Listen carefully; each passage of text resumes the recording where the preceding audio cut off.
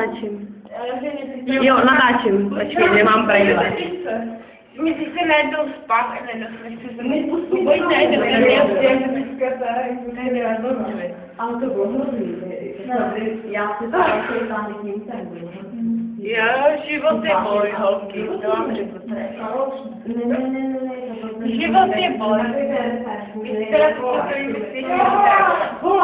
Ne, ti rozumím. Jako jsem hrozně ale nejsem.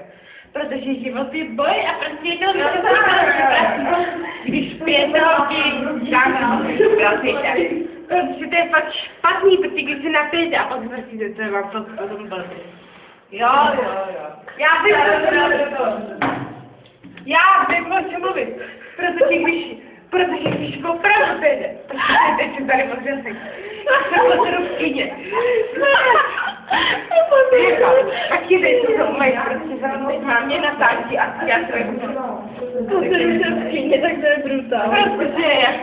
Protože se opět a potom mám fakt protože to zvrtíte.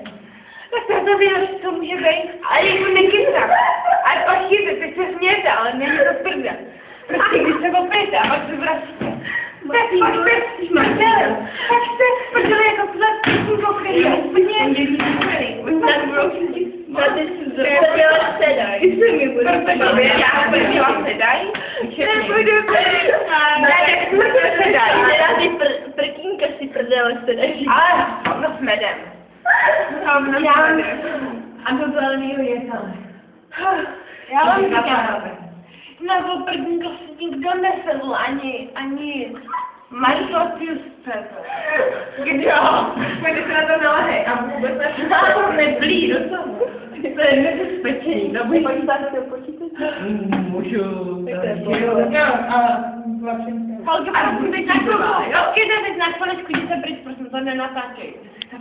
Prosím,